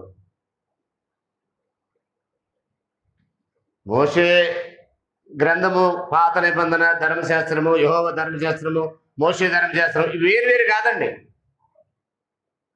పాత నిబంధనకి పర్యాయ పదాలు అవి. విషయం అర్థం కాని వాళ్ళు నేటి వరకు మోషే గ్రంథం చదివినప్పుడు ముసుగు వాళ్ళ హృదయం మీద ఉంది కనుక, కఠినమైపోయారు కనుక, అది క్రీస్తునందు కొట్టివేయబడిందని తేటపరచబడక ఆ ముసుగే వేసుకొని ఉన్నారు. ఒక అతను అన్నాడు, పాత నిబంధన కొట్టివేయబడిందంటే ఆయన అన్నాడంట, ఆ మాట అన్నవాడికి కళ్ళు పోతాయి అన్నాడు. ఆ మాట అన్నవారికి కళ్ళు పోతాయి అన్నాడు. అంటే ఏంటి? నిబంధన కొట్టివేయబడటం ఏంటి అని అంటే కళ్ళు పోతాయి అన్నాడు. అది పోతే ఎవరికి పోవాలి? కొట్టివేసిన వాడికి పోవాలా, లేదా కొట్టివేయబడిందని రాసిన ఆయనకి పోవాలా? ఈరోజు చదివే నాకు పోతాయా? కొట్టివేసింది ఎవరు? యేసుప్రభు. అలా కొట్టివేశారు ఆయన. ఆయన ఎందు పాత నిబంధన క్రీస్తునందు దేవుడు కొట్టివేశాడని రాశాడు. క్రీస్తు కూడా దాన్ని కొట్టివేశాడని రాశాడు. ఆ రాసిన ఆయన పౌలు గారు. పోతే దేవుడి కళ్ళు కావాలా? క్రీస్తునందు కొట్టివేసినందుకు. పోతే శిలువ మీద ఆయన రక్తంతో ఆయన వేసిన మరణం ద్వారా దాన్ని కొట్టివేసిన యేసుప్రభు కళ్ళు పోవాలా? లేదా అది విషయాన్ని వాళ్ళు కొట్టేశారని చెప్పి రాసినటువంటి పౌలు గారి కళ్ళు పోవాలి. కానీ ఈ రోజు చదివి నేను చెప్తే నా కళ్ళు పోతాయా? చెప్పండి మీరు. ఎవడి బాబు, ఈ కళ్ళు ఆల్రెడీ పోయినాయి. ఈ మాట అన్నవాడి కళ్ళు ఆల్రెడీ పోయినాయి, కనపడతలా. ఆత్మ సంబంధంగా అతని మనోనేత్రాలు మూయబడ్డాయి, మనసు కఠినమైపోయింది. కాబట్టి అది క్రీస్తునందు ఎత్తివేయబడిందనే సంగతి అరక్క నేడు యేసు ప్రభు వారు అపోస్తులు కొత్త నిబంధనకి మధ్యవర్తి, కొత్త నిబంధన పరిచారకులై ఉన్నారన్న సంగతి ఎరక్క దాని ఎందుకు ఉన్నారు అలాగే ఆ ముసుగులందు. ఇప్పుడు ఎందుకంత కఠినమైపోయారు వాళ్ళంటే, ఇప్పుడు చప్పట్లు కొట్టడం అక్కడే, సర్వజిల్లాలో చప్పట్లు కొట్టండి ఎక్కడిది? తంబూర సితారనాదముతో క్రీస్తుని వేడగరారండి, ఎక్కడుంది అది అసలు? తంబూరి సితార నాదంతో క్రీస్తుని వేయడమని బైబిల్లో ఎక్కడుంది? అక్కడ కూడా లేదండి. తండ్రి అక్కడ ఇశ్రాయేలు దేవుడిని యెహోవా అని తంబూరి సితార నాదంతో అన్నాడు. యేసుని వేయడమని అక్కడెక్కడ ఉంది అసలు? తంబూరి సితారాలు వాడినప్పుడు యేసుని ప్రస్తావన లేదు అక్కడ. యేసుక్రీస్తు వారి ప్రస్తావన మత్తయి సువార్తలోని కదా. మీ హృదయంలో క్రీస్తుని గురించి జ్ఞానం చేసేది సంఘంలో కదా. సంఘంలో ఎక్కడ సంబూర సితారాలు ఉన్నాయి అసలు? అవేమి లేవు అక్కడ. ఎక్కడ చేయమని? ఇజ్రాయేల్ చరిత్రలో అవి. లాస్ట్ టైం మనం చూసాం 81వ కీర్తనలు ఏం చదివాం? ఇది ఇశ్రాయేలు కట్టడా, యాకోబు దేవుడు నిర్ణయించిన చట్టము. ఇశ్రాయేలుకి అది కట్టడా, దాన్ని తీసుకొచ్చి ఇక్కడ పెడుతున్నారు. ఇప్పుడు అవన్నీ పాత నిబంధన కొట్టివేయబడిందంటే ఇవన్నీ మానేయాలా? అది అసలు ప్రాబ్లం. పాత నిబంధన కొట్టివేయబడిందంటే ఆనాడు లేవీలకు ఇచ్చే ధర్మశాస్త్రంలో ప్రకారం 10వ వంతు తీసుకెళ్ళి ఇప్పుడు అయ్యగారికి ఇవ్వాలా? అవి లేవని చెప్పాల్సి వస్తుంది. పాత నిబంధన కొట్టివేయబడిందంటే 10వ వంతులు దశమ భాగాలు తీసుకెళ్ళి అయ్యగారికి ఇవ్వడం అనేది ఆపేయాల్సి వస్తుంది. అది అసలు ప్రాబ్లం. కానీ ప్రజలు, అమాయక ప్రజలకు చెప్పే కథలు ఏంటంటే, అమ్మా వాళ్ళ దగ్గరికి వెళ్ళమాకమ్మా, వాళ్ళు క్రీస్తు విరోధులమ్మా, క్రీస్తు సంఘం వాళ్ళంతా క్రీస్తు విరోధులమ్మా, వాళ్ళ దగ్గరికి వెళ్ళమాకమ్మా అంటే ఎలా విరోధులు చెప్పడు? ఏం విరోధం చేశారో చెప్పరు. వాళ్ళు క్రీస్తు విరోధులు అంటారు. ఇలాగ మనుషుల్ని, అమాయక ప్రజలకు ఇది చెప్తారు. వాస్తవం ఇన్నర్గా ఉండేదేంటి? దశమ భాగాలు పోతాయి. ఇన్నర్గా ఉండేదేంటి? డ్యాన్స్ లైట్ మాపేయాలా? ఇన్నర్గా ఉండేదేంటి? మేకప్ లైట్ మాపేయాలా? ఇన్నర్గా ఉండేదేంటి? చప్పట్లు కాడతాం ఆపేయాలా? ఇన్నర్గా ఉండేదేంటి? వాయిద్యాలు ఆపేయాలి. ఇవన్నీ ఉంటాయి. ఒక ఆయన నాతో అన్నాడు, అసలు నాకు ఒకటి అనిపిస్తుందంటే, మేమందరం పాస్టర్లు అందరూ కలిసి ఒక నిర్ణయంకి వచ్చాం, పౌలు గారు చేసిన బోధనలో కొన్నింటిని బైబిల్ నుంచి తీసేద్దాం అనుకుంటున్నాం. ఏంటబ్బాయి నీకని నీకు అంత బాధ కలిగి ఇచ్చిన విషయాలు ఏంటంటే, సంఘంలో స్త్రీలు మౌనంగా ఉండాలన్నాడండి. అసలు స్త్రీలే మాకు సంఘంలో ఉండేది. క్యాలెండర్ల మీద ఫోటోలు వేయడానికి అప్పుడప్పుడు కొంతమంది పంపుతుంటారు, మొత్తం ఆడవాళ్ళు కనపడతారు, పురుష సభ్యులు అసలు కనపడరు క్యాలెండర్ సంఘంలో. ఏంటబ్బాయి అసలు సంఘంలో పురుషులు లేరంటే, ఇవాళ్ళు ఒకళ్ళిద్దరు వస్తారండి, ఆడు కూడా ఎప్పుడో కుదిరినప్పుడు వస్తారు, లేక లేదని అంటున్నారు. మొత్తం వాళ్ళే ఉంటారు. అసలు వాళ్ళు మౌనంగా ఉండాలన్నాడు. ఎలా కుదురుతండి అసలు? మా ఊర్లో కావడం ఉంది, మైకి నందుకి ఆదివారం ఆరాధన మానేసి అందులోకి వెళ్తుంది మా సొంత ఊర్లో. ఏమర్థమైంది తెల్లా నీకనంటే, అదేంటి అయ్యగారు మైకి లేదు నాకు పాట పాడటానికి అయ్యగారు, అందుకే నేను మానేస్తానండి. ఏంటి మైకి పోతే నీకు మానేస్తాను ఆదివారం ఆరాధన? ఎక్కడికి వచ్చాము, ఎందుకు వచ్చాము, ఏం చేస్తున్నాము, ఏం చేయమన్నాడు దేవుడు, అది దేవుడు కోరింది ఏంటి, ఇవేం అక్కర్లా, నా ఇష్టాన్ని జరిగించాలనే పరిస్థితి అన్నమాట. అపోస్తుల యొక్క బాధ ఎంత ఇంపార్టెంట్ చూడండి ఒకసారి. హెబ్రీ పత్రిక 8:13 ఒకసారి చూడండి.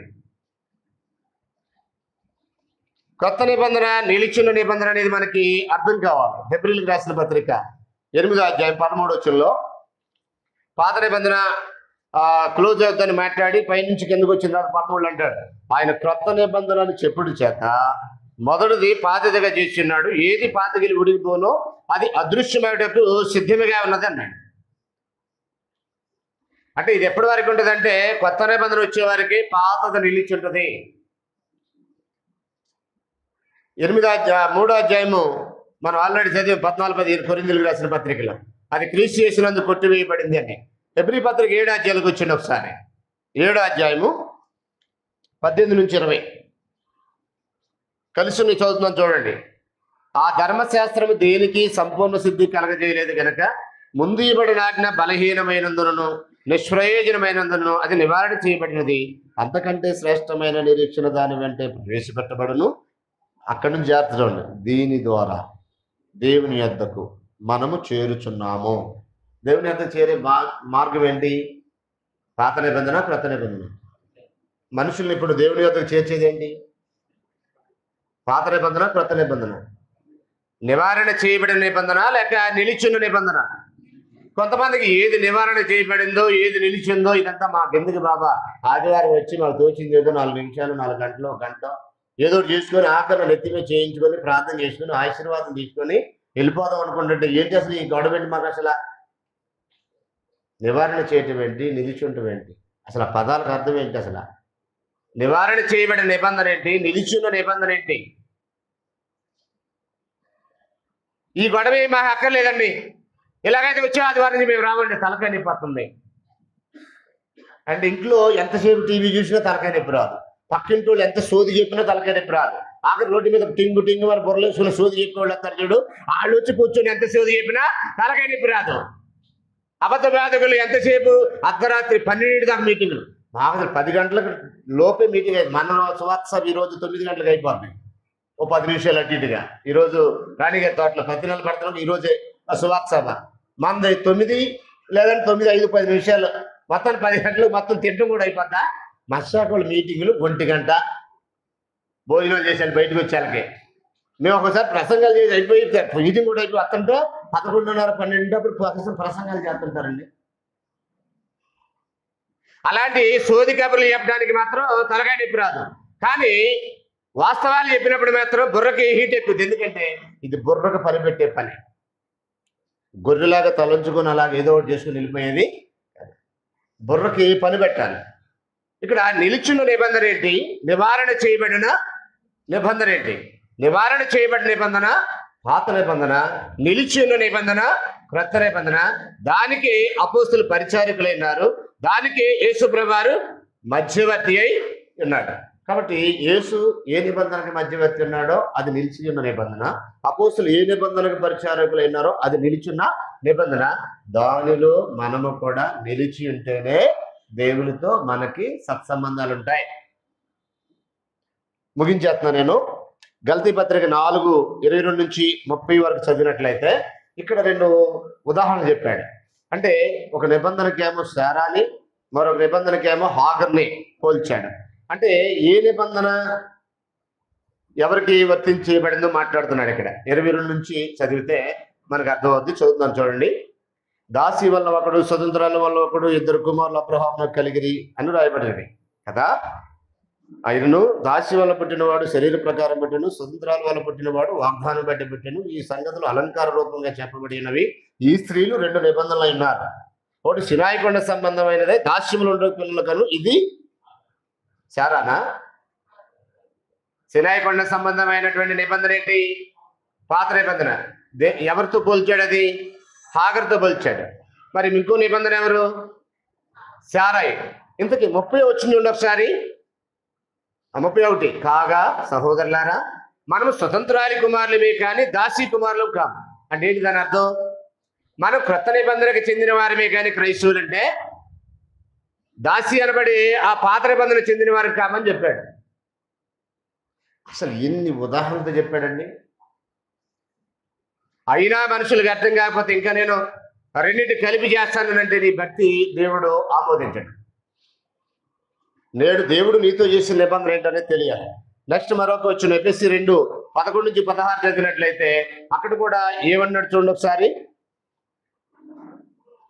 కాబట్టి మునుపు శరీరం బట్టి అన్ని జనుల నుండి అనుజనులయ్యండి, శరీరం మందు చేతితో చేయబడిన సున్నతి గలవారు అనబడిన వారి చేత సున్నతి లేని వారు అనబడిన మీరు ఆ కాలమంది ఇశ్రాయేలుతో సహపౌరులు కాక పరిశుద్ధులను, పరదేశులను, వాగ్దాన నిబంధనలు లేని పరజనులను, నిరీక్ష లేని వారును, లోకమందు దేవుడు లేని వారయ్యండి. నిబంధన లేదు, నిరీక్షణ లేదు అన్నాడు. దాన్ని 13 నుంచి చదివినట్లయితే ఇక్కడ అంటాడు, ఆయనను మునుపు దూరస్తులైన మీరు ఇప్పుడు క్రీస్తు యేసునందు సమీపస్తులైనారు. ఆయన రక్తం వల్ల సమీపస్తులైనారు. ఆయన మన సమాధానమైంది. మీకును మాకును నిన్న ద్వేషమునగా విధిరూపకమైన ఆజ్ఞలు గల ధర్మశాస్త్రమును తన శరీరమందు కొట్టివేయడం చేత. ఎవరు కొట్టారు? ఎవరు కొట్టివేశారు దాన్ని? యేసుప్రభువారు. ఎక్కడ? తన శరీరం అందు. ఎక్కడ? సిలువలో మేకలతో దాన్ని కొట్టేశాడని అన్నాడు. మనకు అడ్డం లేకుండా దాన్ని ఎత్తివేసి, కింద అన్నాడు చూడండి, మనకు అడ్డం లేకుండా దాన్ని ఎత్తివేసి మన ఉభయులను యాకము చేసిను అని అన్నాడు. ఇప్పుడు ఏం చేయాలి అని మనం ఆలోచన చేస్తే కొలసి పత్రిక ఎలా చదివి వదిలేస్తున్నాను. దశలోనికి రాసిన పత్రిక చూడండి ఒకసారి. దశలోనికి రాసిన 2వ పత్రిక 2:15 ఏమన్నాడు? మనం చదివిన వాక్య భాగం ఇది. తమ్ముడు ఎవరు చదివింది? లోకేష్ చదివాడు కదా, చూడండి ఒకసారి. మీరు ఇలాగ రక్షింపబడి మన ప్రభువైన యేసుక్రీస్తు యొక్క మహిమను పొందవలనని ఆయన మా సువార్త వల్ల మిమ్మల్ని పిలిచెను. కాబట్టి సహోదరులారా, నిలకడగా ఉండి, ఎక్కడ? పాత నిబంధనలోనే, కొత్త నిబంధనలోనా, లేక రెండిటిలోనా? రెండిట్లో ఉంటే 2 పడవల మీద కాలేసిన వాడు ఎలా మునిగిపోతాడు, నువ్వు కూడా ఎలా మునిగిపోతా. నిలిచిన నిబంధనలో ఉండాలి, నివారణ చేయబడిన నిబంధనలో కాదు. ఏమన్నాడు అక్కడ? 15. కాబట్టి సహోదరులారా, నిలకడగా ఉండి మా నోటి మాట వలనైనను మా పత్రిక వలనైనను మీకు బోధింపబడిన విధులను చేపట్టుడి అని అన్నాడు. వారి నోటి మాటలు ఫైనల్, వారి పత్రికలు ఏవైతే ఉన్నాయో అవి ఫైనల్. యేసు ఆయన అపోస్తులు ఏం చెప్పారో అది ఫైనల్. కాబట్టి యేసుక్రీస్తు వారు ఏ నిబంధనకు మధ్యవర్తి ఉన్నాడో నేర్చుకోవాలి. అపోస్తులు ఏ నిబంధన పరిచారకులు ఉన్నారో నేర్చుకోవాలి. నిలిచిన నిబంధన ఏదో, నివారణ చేయబడిన నిబంధన ఏదో నేర్చుకోవాలి. ఈరోజు ఈ విషయాలు మీ దృష్టికి తెచ్చాను. ఇంటికి వెళ్ళిన తర్వాత కొంచెం ఓపెన్ మైండ్తో ఈ విషయాలు చర్చించండి. అప్పుడు దేవునితో సత్సంబంధాలు ఉన్నాయా లేవనేది మనకి అర్థమవుతాయి. బట్ ఒకటి మాత్రం కన్ఫర్మ్, నిబంధన లేకుండా దేవుడు ఏ మనుషుడితో సంబంధాలు పెట్టుకోడు. ఇది గుర్తుపెట్టుకో. నీతో దేవుడు సంబంధం పెట్టుకోవాలంటే, దేవునికి నీకు మంచి ఆరోగ్యకరమైనటువంటి అవినాభావ సంబంధాలు ఉండాలంటే ఖచ్చితంగా క్రీస్తు రక్తంతో ప్రతిష్ఠించబడిన, క్రీస్తు మధ్యవర్తిత్వంలో వచ్చిన అపోస్తలులు పరిచారకులైన నిబంధన అయినందుకు కొత్త నిబంధన ద్వారానే సంబంధాలు ఉంటాయి. ఇక్కడ ఉన్న వారు ఎవరైనా ఇంకా కొత్త నిబంధనకు పాత నిబంధన వ్యత్యాసం తెలియకపోతే నన్ను పర్సనల్గా మీరు అడిగి తెలుసుకోవచ్చు. నేను మరింత వివరంగా చెప్పడానికి ప్రయత్నం చేస్తాను. ఇది ఆదివారం కనుక, ఇప్పటికే టైం ఎక్కువైంది కనుక ఇంతకంటే ఎక్కువ చెప్పలేను. అందరికీ వందనాలు.